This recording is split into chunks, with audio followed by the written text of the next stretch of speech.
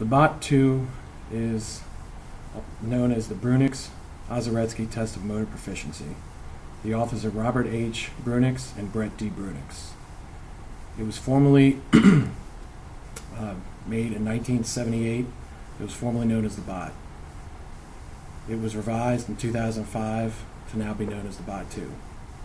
The target population is 4 years to 21 years, 11 months. For high-functioning individuals diagnosed with autism spectrum disorder, developmental coordination disorder, and mild to moderate intellectual disabilities. It is the norm-referenced test. Overall, the BOT has 4 main traits: fine motor, gross motor, body coordination, and strength and agility. The two sub-traits include hand-eye coordination and balance. There's also the description of the test items include 8 subtests that test fine and motor functioning. The 8 test items are fine motor precision, fine motor integration, manual dexterity, bilateral coordination, balance, running speed and agility, upper limb coordination, and strength. Good. The test comes with this administration easel that gives general directions and pictures for each activity. Before administering the test, the examiner should create a running course that includes a 50-foot line that is a start and finish, also throwing line that is 17 feet away from a wall. A table and 2 chairs are also required to administer the test. The examinee should be seated comfortably with his or her legs rested on the floor. During testing, the administrator must follow all scoring and administration rules, including number of trials, maximum scores, time limits, and so on. Before starting each task, the administrator should teach the examinee the proper way to complete each task. Overall, it is an easy test to administer. There is no formal training needed.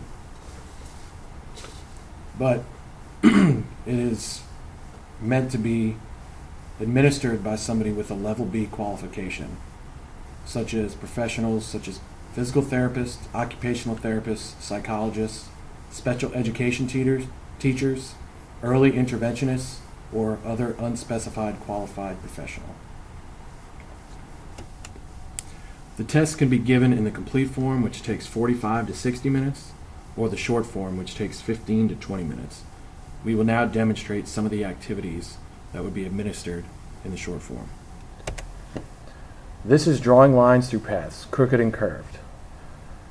You teach the task to the examinee, then conduct the trial for item 3. Running a finger along the crooked path from the car to the house, as you say. Draw a line on the path from the car to the house. Take your time and try to stay inside the lines. Ready, begin.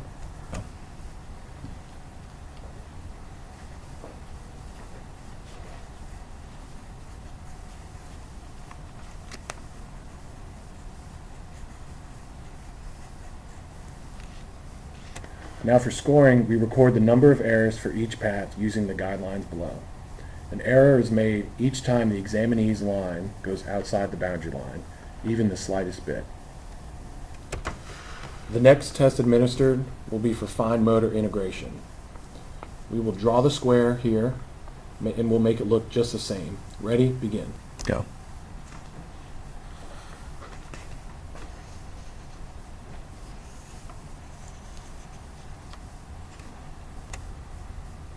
Ready to go. These are the scoring options. The next test to be administered will test manual dexterity. The activity that we're going to be doing is transferring pennies. The activity will include picking up a penny with one hand, transferring it to the other hand, and placing it into the red box, as you see right there. You will have 15 seconds to do as many as you can, and the maximum raw score would be 20 pennies. Ready? Begin.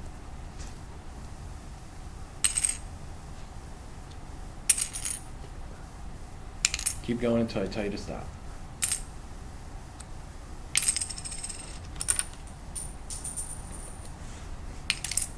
All right, stop. The scoring for this test, you count the pennies that are placed in the box. In this case, the client has 7 pennies. For the next test, we're going to be testing bilateral coordination, jumping in place, same sides synchronized, meaning the arms and the legs will move together as the examinee jumps. The examinee stands with a preferred leg and arm on the same side forward and other leg and arm to the back.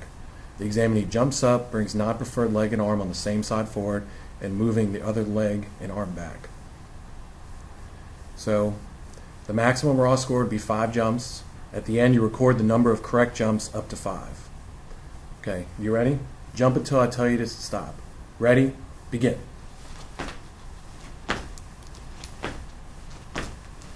Stop. A jump is incorrect if the examinee fails to maintain continuous movements, fails to move leg and arm on the same sides together, or takes extra steps. The next test to be administered will be balance. Standing on one leg on a balance beam with the examinee's eyes open. The test itself will last for 10 seconds. You will need a balance beam, target, and a stopwatch. The examinee stands with a preferred foot on the balance beam and non-preferred foot on the floor. The examinee places hands on hips and raises non-preferred leg behind him or herself with the knee bent 90 degrees and shin parallel to the floor, looking at a target. Conduct a second trial only if the examinee does not earn the maximum score of 10 seconds on the first trial. Stand on one leg on the beam until I tell you to stop. Ready? Begin.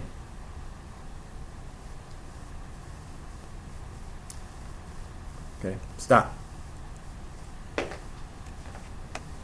The next subtest for testing is running speed and agility, the one-legged stationary hop.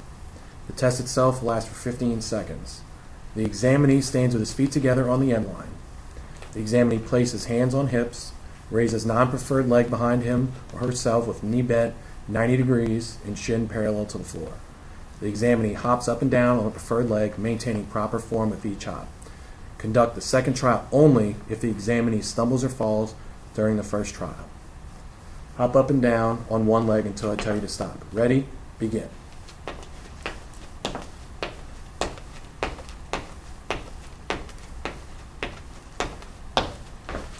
Stop.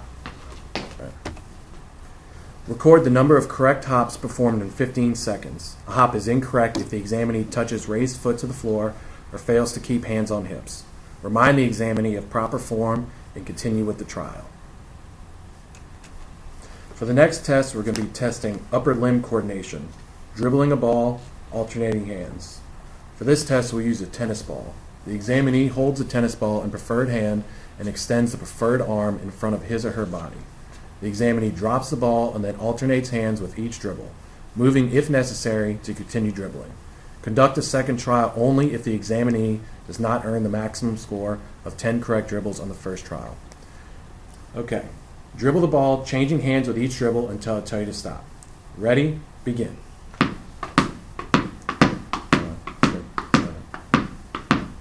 Stop. You record the number of correct dribbles up to 10. A dribble is incorrect if the examinee does not alternate hands with each dribble, catches the ball, or allows the ball to bounce more than once between dribbles. Stop the trial, remind the examinee of proper form, and conduct the second trial. Okay. And for the final test, we're going to be testing strength. Full push-ups. The test itself will last for 30 seconds, doing one trial. The examinee kneels down and leans forward to put hands on the floor. His hands should be directly beneath his shoulders. Places his toes on the floor and straightens legs so that just hands and feet are on the floor. The examinee's back and neck are straight, and he or she is looking at the floor. The examinee performs full push-ups, each time lowering towards the floor, arms bent to at least 90-degree angles, and then pushing back up until the arms are straight. If the examinee tires before 30 seconds have elapsed and is unable to continue, allow the examinee to stop and record the number of correct full push-ups performed to that point. Do push-ups until I tell you to stop. Ready? Begin. Good form. Yeah, workout. Nicely done. Okay. 30 seconds. Stop. To score the push-ups, record the number of correct full push-ups performed in 30 seconds. A full push-up is incorrect if the examinee allows back or to sag or lifts or lifts hips so that back is not straight. Remind the examinee of proper form and continue with the trial. This is the example of the short form scoring sheet. You saw some of the tests administered that were on here, but in addition, for some of the subtests, multiple tests can be administered for each subtest.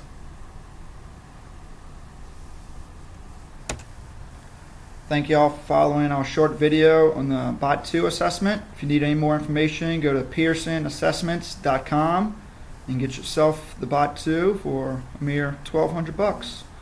I'm Jeremy, and this is Jeremy, Bam, we done. that was the bot.